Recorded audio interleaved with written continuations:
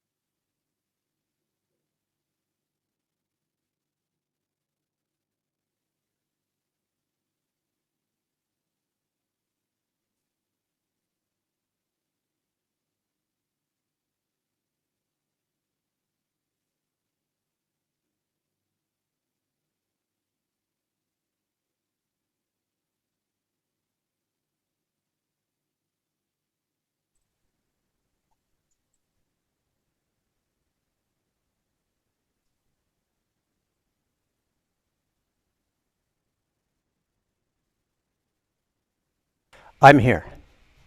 I'm just.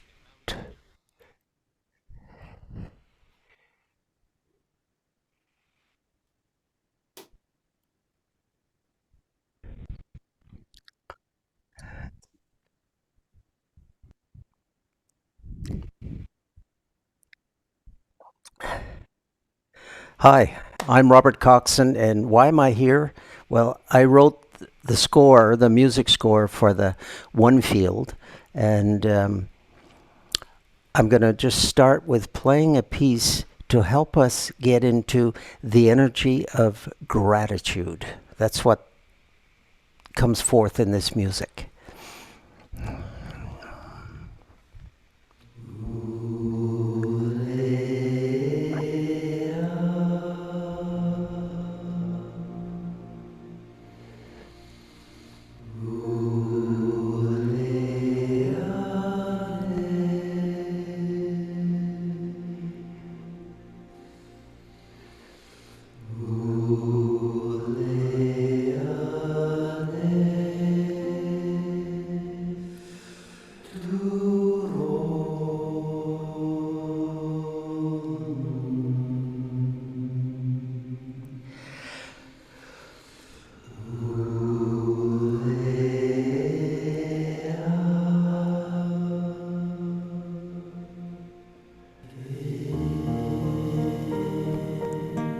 Feel your sacred self as you listen.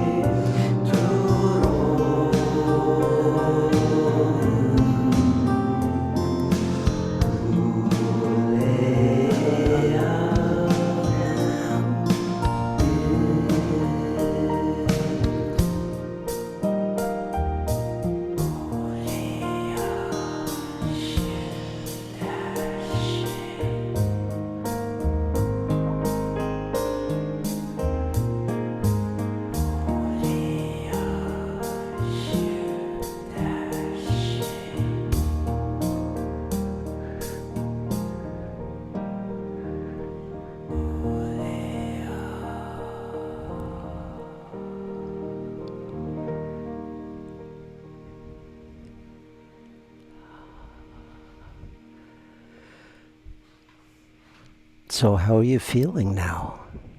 Mm. Should be shining. I'd like to introduce you to our guest today, who's part of the uh, whole HeartMath movement, Jennifer Hill. Hello, Jennifer. Great to have Hello, you here. Robert. Thank you so much, Robert, to you and to the entire community for having me join you today, and to our mutual friend, Dr. Rollin McCarty, who invited me to be here today. I am so honored and grateful to be a part of this. Beautiful.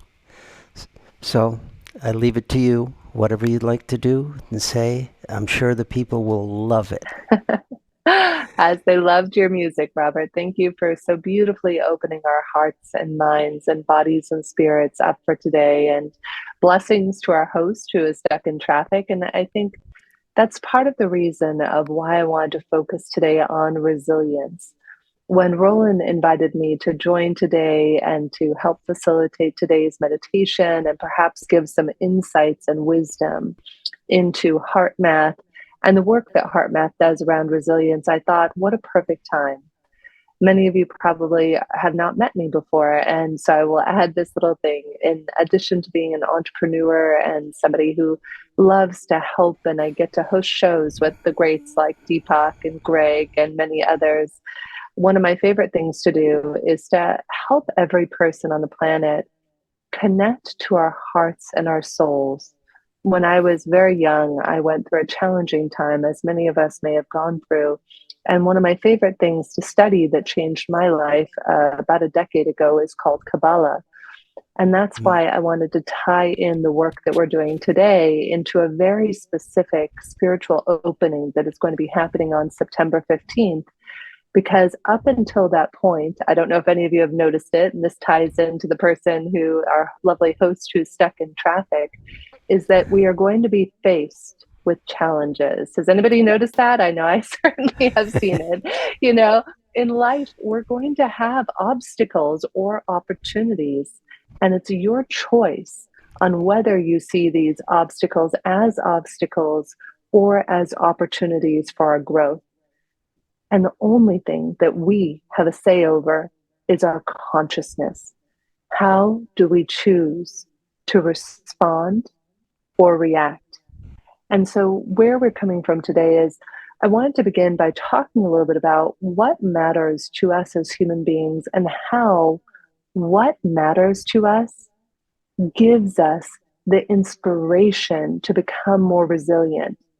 Imagine that if you don't have something that matters deeply, viscerally, vibrantly to you and to your whole being, your soul's purpose, if you will, then your ability to be resilient, to push through that challenging obstacle that it might be in your personal life, in your professional life, it might be thwarted.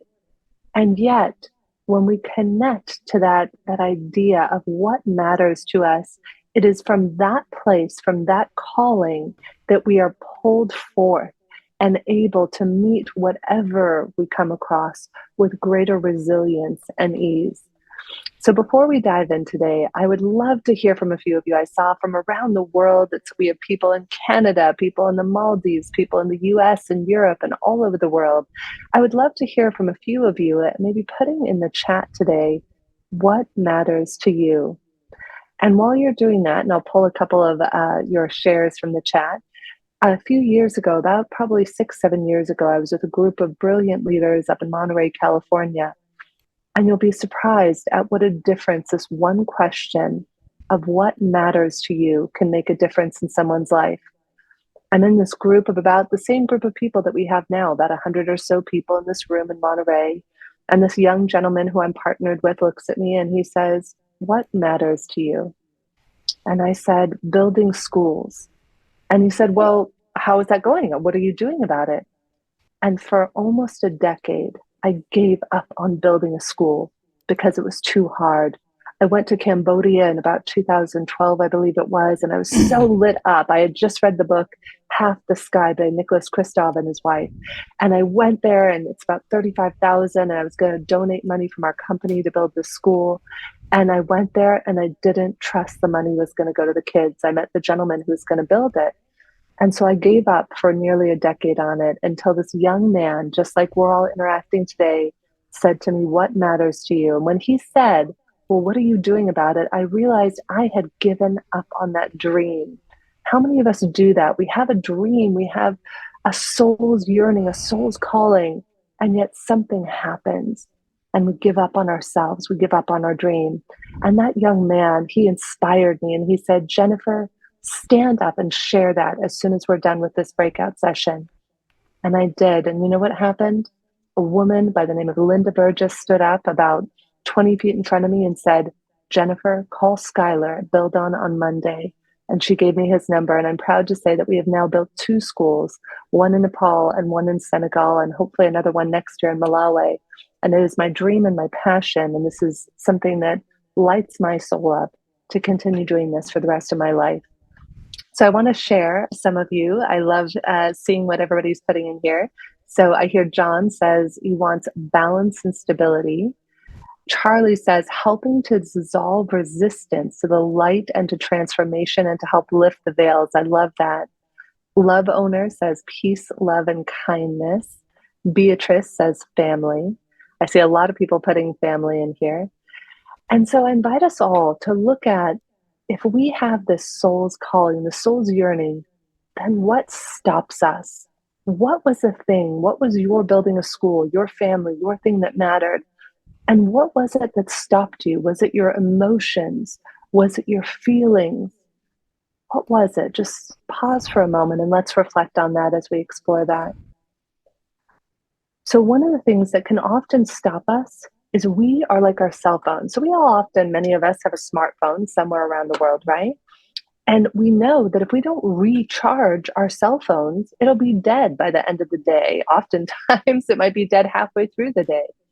And yet, how often do we recharge ourselves so that way we can be resilient? So that way, when we get told, "No, you can't, it's impossible, it's too hard," how are you going to plug those energy leaks in the boat that is your life so that way you don't sink and that way you can float above the ocean, above the tide, above any potential obstacles that may come your way? So what I'd love to share with you now is something that I learned in HeartMath that is one of my go-tos in order to check in with myself on a daily basis. Where am I at? In fact, I'll share with you a funny little aside. I have a company called OptiMatch, and I was on with my co-founder earlier today. And we've actually put into practice now telling each other before the beginning of each meeting, where are we at on our resilience? It's actually going to tie into the depletion to renewal grid I'm about to share with you. So from 0 to 5, where are we at as human beings? Are you at 5? Are you fully charged? Did you sleep well? Have you been doing your resilience practices, meditating, whatever that is, dancing, walking, running? Or are you at a 0? And so if we're able to, number one, identify where are we at from 0 to 5, where are we at on this depletion to renewal grid, that then gives us the ability to be better communicators and to be more resilient and to allow the people we love to support us when we're going through those challenging times. So I'm going to share the depletion to renewal grid with you. Can everybody see that? Show me some thumbs up if everybody can see this. Awesome. I love it. I see a few thumbs up. So this is what we call in HeartMath the depletion to renewal grid.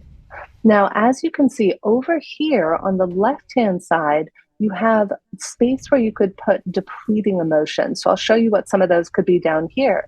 You might have these high frequency depleting emotions such as anger or frustration or overwhelm. Or on the lower side, you might have things like boredom, sadness, apathy, hopelessness. Now, on the left side of the grid, as we can see up here, you have cortisol. Now, what does cortisol do? That is basically like you are drilling holes into your boat, right? In that moment, when cortisol spikes, our vitality goes down, down, down. It goes down.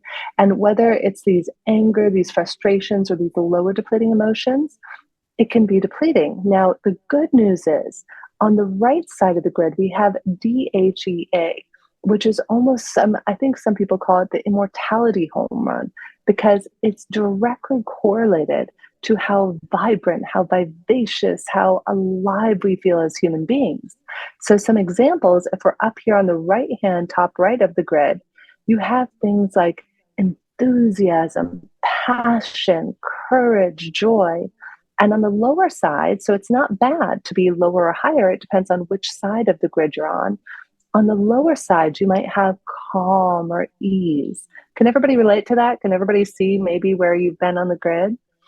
So, what I invite us all to do right now is to ask yourself, where am I at on this grid in the moment without judgment? It is so important that we are kind and we are compassionate with ourselves, and to always remind ourselves that both we and the people around us are doing the very best we can in every moment. So, without judgment, I invite you to just allow a breath or two and notice, where are you at right now? So, for myself, I'm probably somewhere right about here. I'm somewhere in between joy, a little bit of stress. There was a technological issue with our company earlier, so I have a little bit of stress right here. So, I'm kind of somewhere right in the middle of it. Can everybody kind of see or feel where you are in the grid at this moment? Give me a thumbs up if you can see and feel and sense where you are. Thumbs up? Okay, great. So now what I want us to do is I want us to explore, how do we shift? What do we need to do in those moments where we feel worried, frustrated, anxious? How can we shift from that left side of the grid, that side where we have cortisol spiking, depleting our renewing life forces, and move to the right side of the grid? Now, HeartMath, this is why I actually came to become a HeartMath certified coach and trainer a few years ago. I had the privilege and honor of getting to host a television series with HeartMath on first responders. And I was not aware of the difference HeartMath's work and heart focused breathing was making in the world. How many of you are familiar with HeartMath? Just as an aside, I know some of you got to see Rollin last a week or I think it was about 3 weeks ago. So when I got to do this show, it was right during the peak of COVID. It was May 2020, and we were recording it remotely. And we were with nurses and firefighters and doctors who were sharing what it was like for patients during COVID not to be able to be with their loved ones. And I remember one particular show, it was 1:30 a.m. my time when I was in London, and this nurse, the head nurse of this busy hospital, I believe it was in Ohio, started sharing, Jennifer, I just felt myself, my energy is being drained, just like we're talking about, like those energy leaks. And so she said, I knew I had to do something. So she utilized heart focused breathing, which is a tool that we're going to take you through in the meditation in a few minutes here. And she utilized these tools to help herself to gain strength and resilience, because that was her purpose. That was her passion, to be of service to these patients.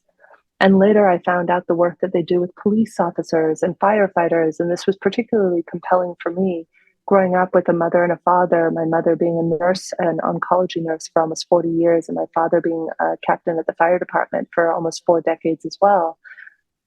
And whether we are out there saving lives, or whether we are out there just going about life, raising a family, running a company, working as a team member, we can all see that there are moments where we might let ourselves get activated. And yet, you know what? The only thing that will help you when you're on that left side of the grid, when you're feeling stressed, worried, fearful, there's nothing bad or wrong, but you have a choice. And that choice is, how do I move myself from that state of stress where I am not going to be my highest and best self for my family, my colleagues, my friends, let alone myself? And how do I move back into that state where I'm recharged and resplendent and resilient?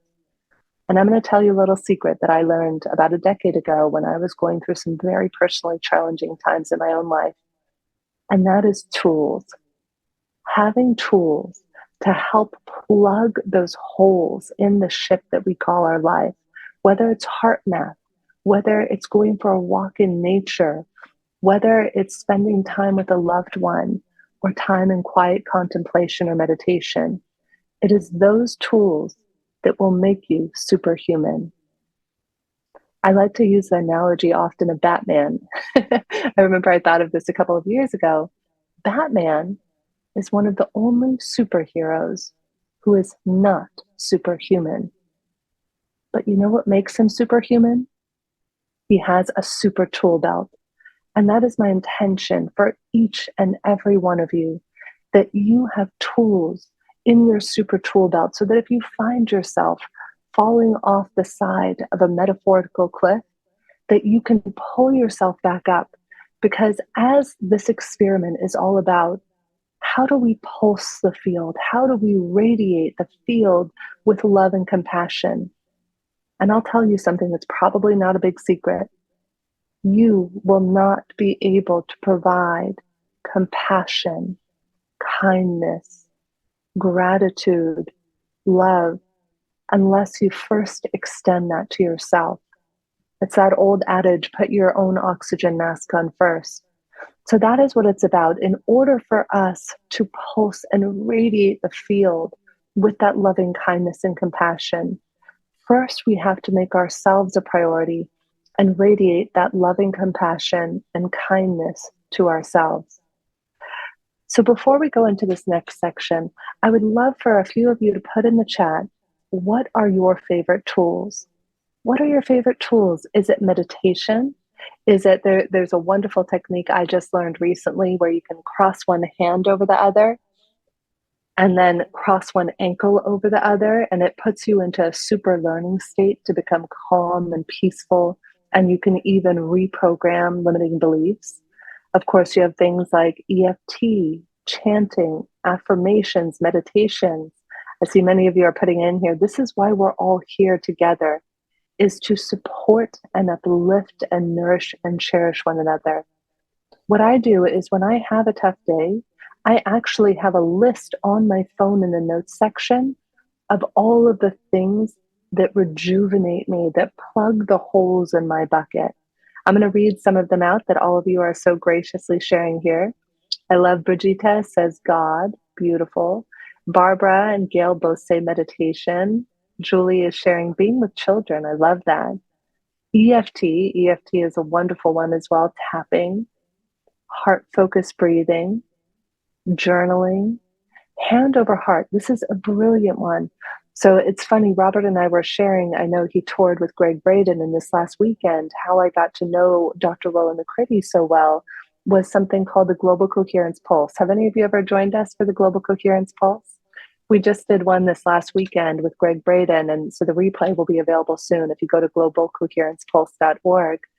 And what I love that Greg shared in the Pulse this last weekend is he said, in many of the cultures that he's studied with around the world, they touch their heart when they greet you. Or in certain cultures in Buddhism, they might put their hands to their heart.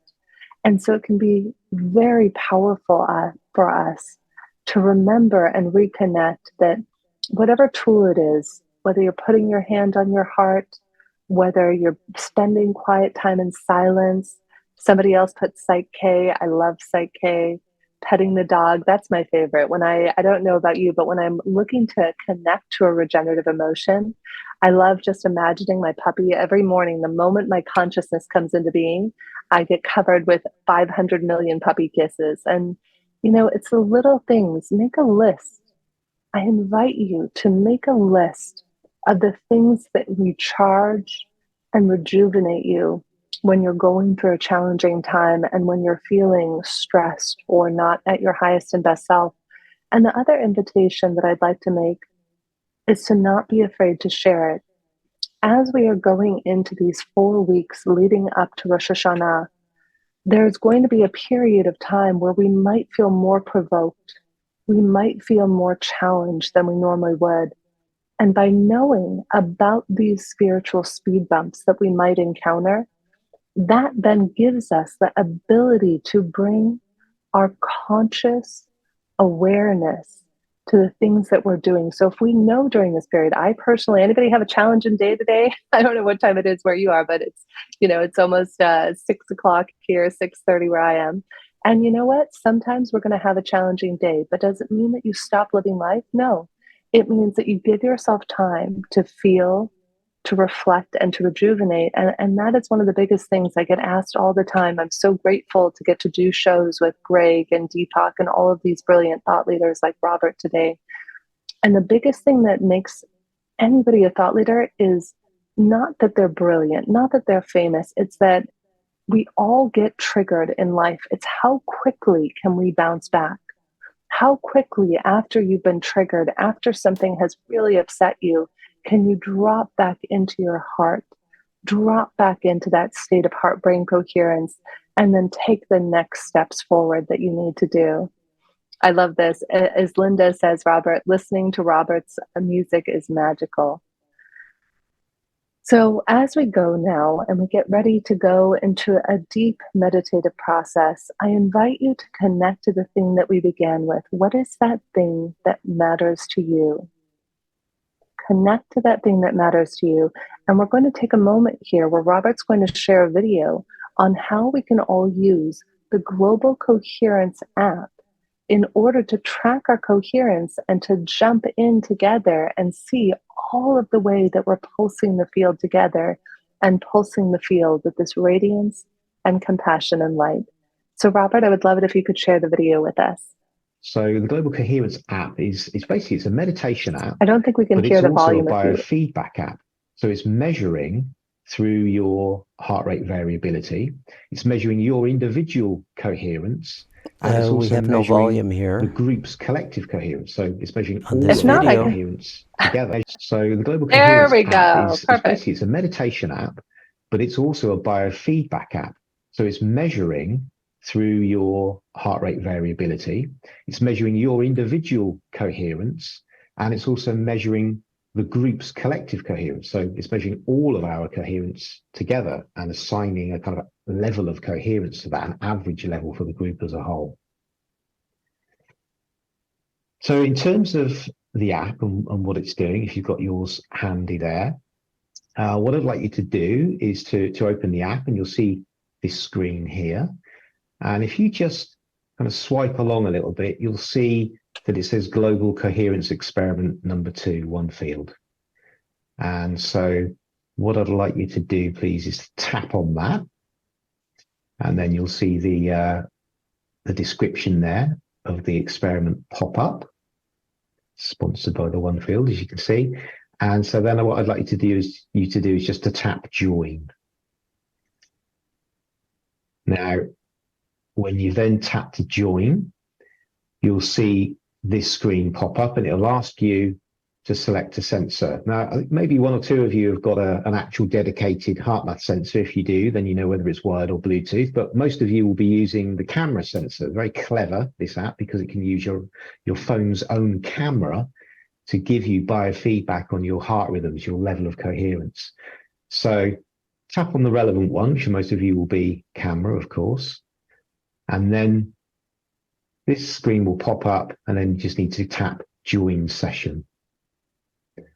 Okay, now you need to have your finger over the camera on your phone. Now, if you've got one or more cameras, two or more cameras, sorry, it needs to be the top one. Okay, so what you're doing is you're placing your finger over the camera lens, you're holding your hand steady, and you're applying light pressure. Don't push too hard. If you push too hard, it squeezes the blood out of the capillaries in your finger. And so we want just nice light pressure. And what will happen is your flash will come on your phone and it will stay on. That's basically shining light into your finger. And what we're doing is we're picking up the blood density in the capillaries of the finger. And that's a proxy for your heartbeat. So we can work out very accurately your heartbeat through the blood in the capillaries in your finger. Pretty clever, huh? And then let me just start this little video here. What you'll see then, so you'll have seen, hopefully, a red window pop up. That red is basically your fingertip. It's the light shining through your fingertip. And then what you'll see is your heart rhythm is being calculated. It might take a little while to calibrate, depending on how effectively your phone is getting the signal. And then what it's doing is it's gathering data and it's calculating your level of coherence. So it's basically measuring your heart's rhythm and calculating how coherent that is. Okay, and so then what you're beginning to see in this waveform as it appears here, this is the heart's rhythm. Okay, so in this example, this is the heart's rhythm speeding up, slowing down, speeding up, slowing down. You can see already it's going into a lovely coherent pattern, a sinusoidal waveform with these repeating oscillations, which are in effect vibrations. Then you can tap that little heart thing to get that message out of the way that just disappeared. Slide your screen up a bit, and then you can see your level of coherence is presented, and then the global level of coherence is presented. And you can also toggle here between your individual and then the global level of coherence to see what's happening to that coherence over time, basically. So you can see it tends to wander around a bit. You could have also tapped the thing that says map in the top right-hand corner, and that will show a live map of everyone who's logged into the app right now. So you could see me there in London, zooming in and out, basically. And so, yeah, we're going to use this app now, continue to use this as we go into the meditation. And then what we'll do, hopefully at the end, is to have a little look and see what happened. And we'll also be collecting all of this data for the experiment. Okay, just maybe skip that survey thing. We'll do that later. Don't worry about it for now.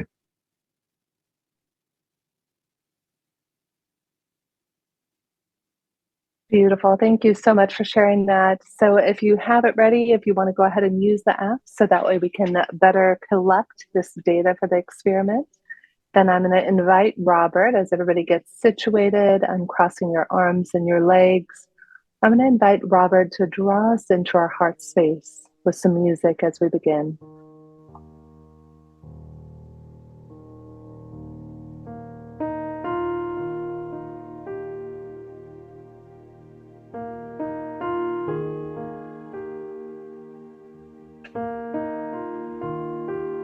Begin to connect with our breath,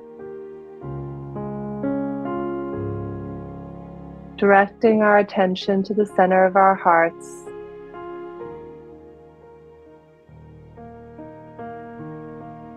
Breathing a little slower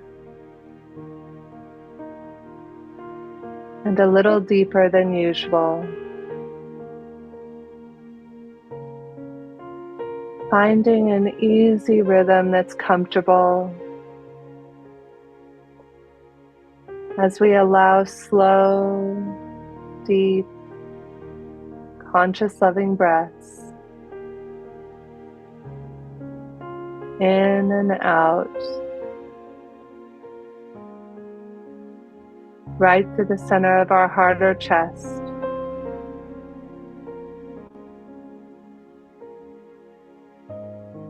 I invite us to go into our hearts, imagining that our hearts are illuminated and suffused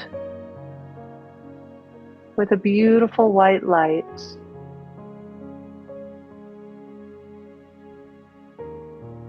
As we inhale, imagining the breath is flowing right to the center of our luminous, white, light-filled hearts. Imagine that radiant, white, healing light flowing out through your veins, the furthest reaches of your body, lighting up everything it touches with compassionate love and kindness. From your shoulders to the tips of your fingers and your toes and the top of your head.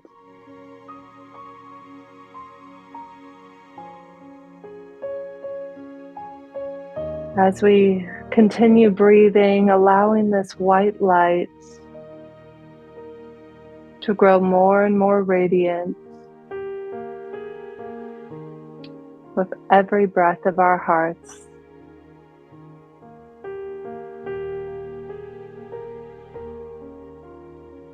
As we continue heart-focused breathing, I invite you now to go into that center of your heart and to imagine that is a ball of white light right there at the center. And we're going to invite this white light to travel down our chakras,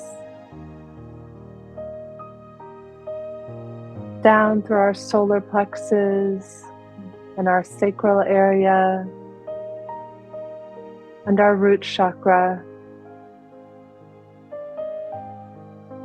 and traveling down the tops of our legs, the lower legs, and our feet, as this white light travels down to the center of the earth, to the original light, the force of life that allows all things to be connected on our planet.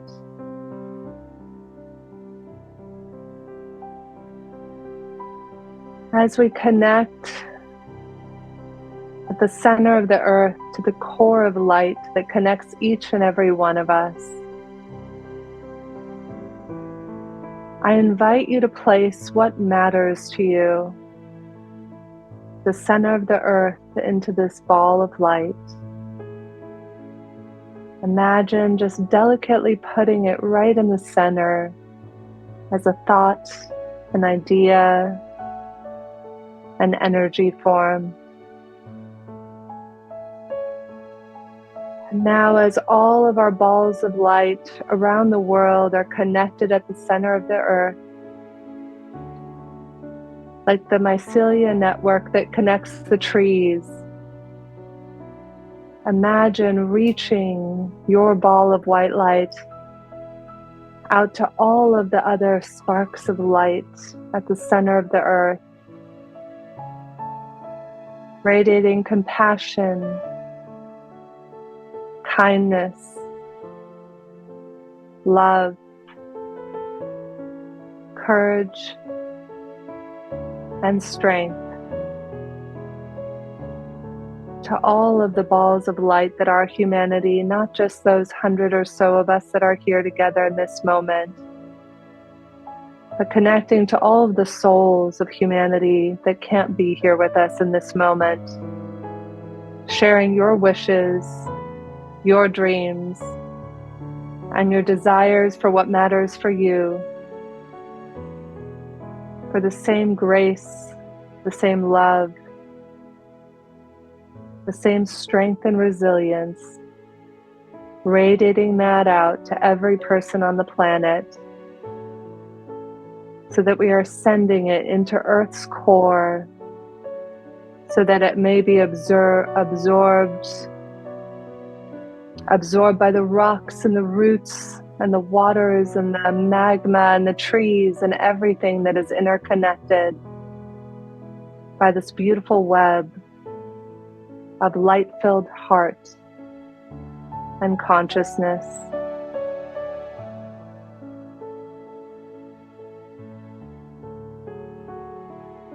As we reconnect now to our own ball of light, lovingly releasing our connections to the mycelia, to the web that connects each and every one of us. Thanking all of the souls who are here with us,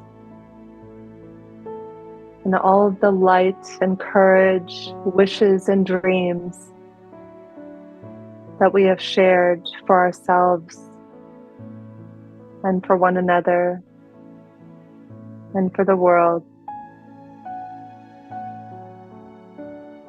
As we allow that beautiful ball of white light at the center of the earth that is your heart, that is your heart's deepest desires and your soul's yearning, what matters most to you, let it be drawn up through the minerals, up through the liquids, up through the roots of the trees, and up through the ground, up through your feet, and wherever you are seated, allowing that light to shine brightly as it illuminates your lower legs, your upper legs, your root chakra, up through your sacral chakra, up into your solar plexus and your heart, filling your heart with that light as it travels up through your throat,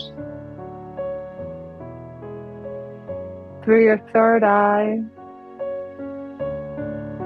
and through your crown,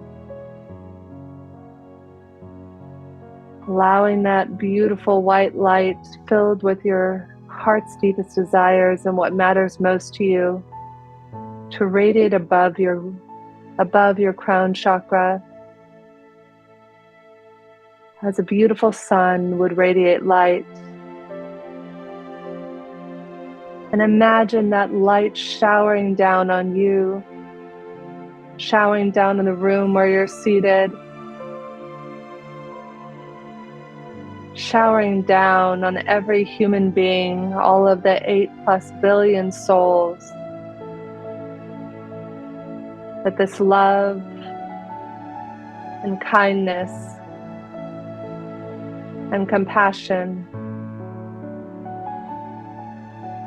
is showering down upon all of us, giving our souls and our hearts whatever it is we need in this moment, whatever tools will best serve us.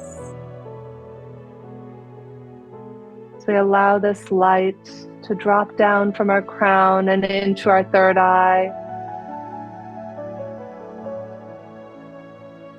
into our throat, and into our hearts. And I invite us to place our hands on our hearts as we allow a few slow, deep, conscious, loving breaths. Asking your heart, what wisdom does it have for you in this moment? What does your heart's intuition have to share with you will help you and serve you and humanity best with what matters most to you? Maybe your heart is speaking to you in language or in images, or in a still, quiet softness. Lean in and see if you can hear what your heart's intuition has to say to you.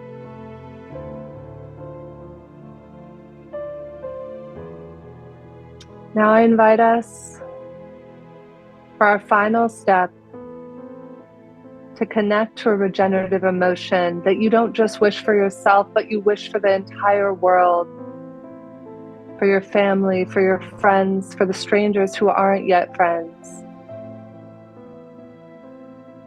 Maybe this is love, maybe it's calm, strength, or ease. What is the regenerative emotion that is being called to your heart's wisdom in this moment? And breathe that in for yourself. And for the next minute, let's radiate whatever you wish for yourself, radiate it out to the world, encompassing, enlivening, and lightening the world with this wish for yourself, expanding 1,000 times as you send it out to the furthest reaches of the planet, to the souls who might not even have any idea who you are. May your light touch their heart in this moment.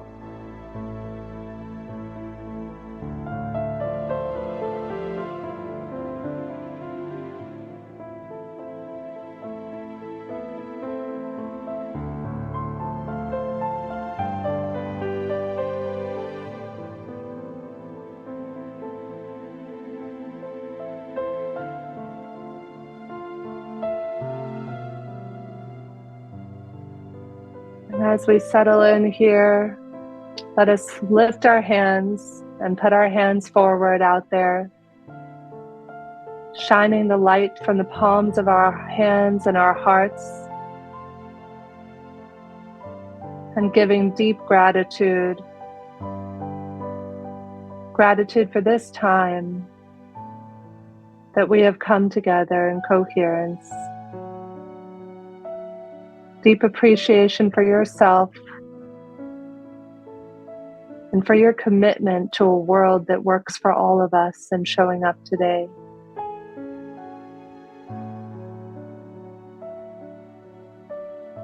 As we bring our hands one last time to our hearts and bow our heads, an acknowledgement of the divine source within each and every one of us. And so it is.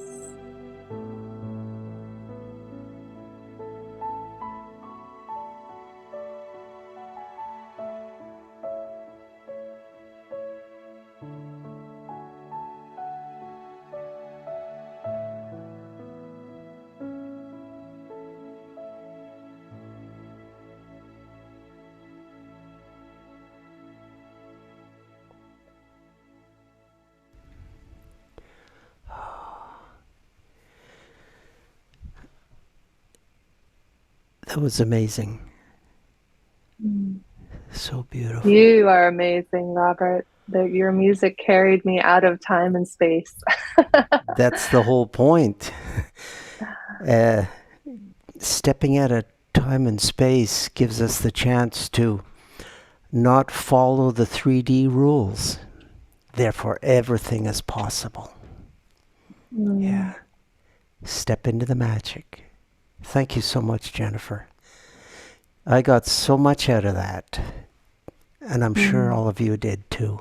Isn't it beautiful? Thank you. Thank you. Wow.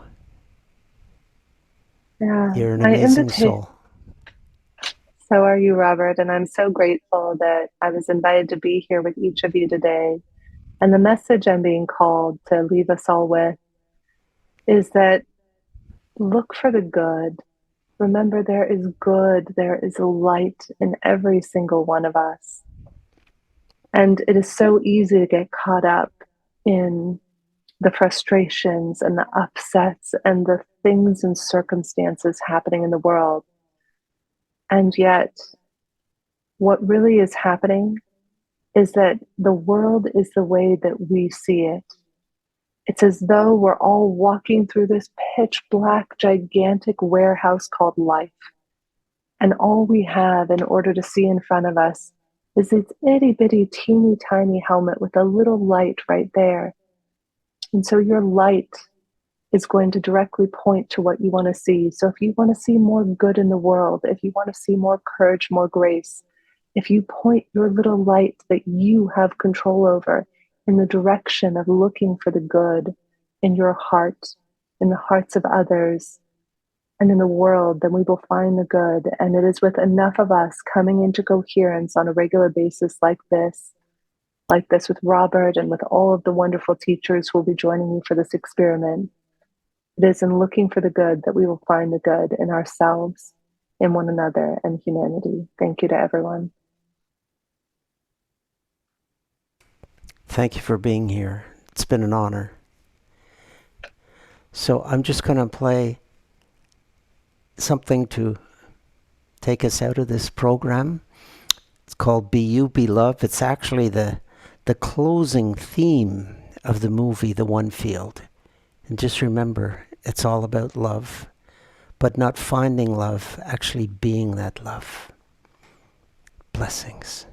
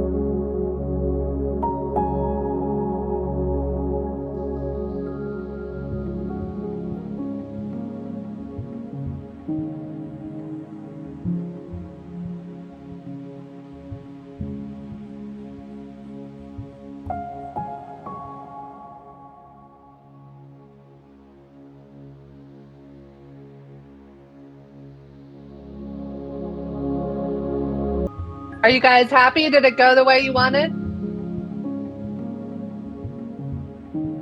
Okay, good. I'm so happy you enjoyed it. Oh, good.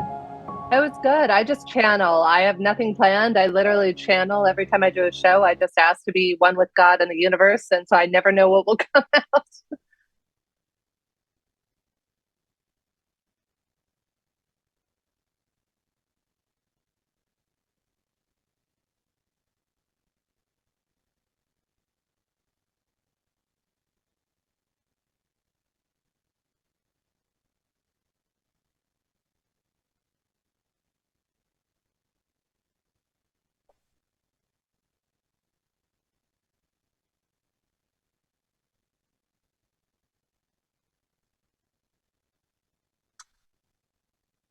It's all good. Well, good. I'm just glad that you guys liked it. It's all I want to do is be of service. So as long as I was of service and it added value to your viewers and watchers, then it was worth it.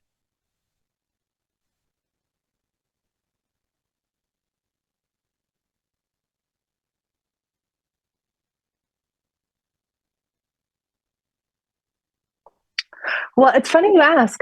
So we had 900 registered, and then about 200 showed up this weekend. So I was impressed. You guys have a great turnout. You guys had a great turnout for yours. It was wonderful.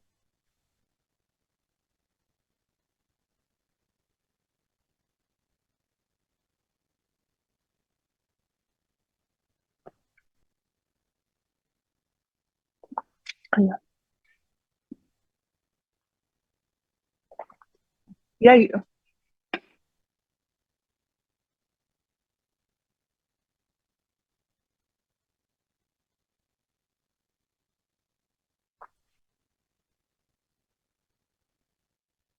Oh, wow.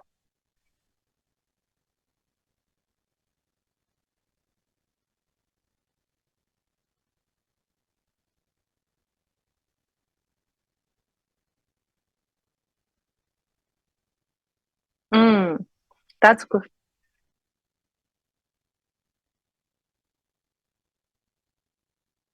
Yeah. That's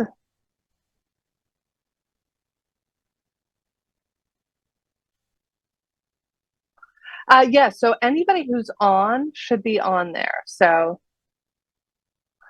everybody who you should be able to see anybody who's using the app, you should be able to see them while they're on there, but maybe not everybody uses it. Like I didn't have it on because I was too busy channeling to worry about doing it, but it should show anybody who's on there live.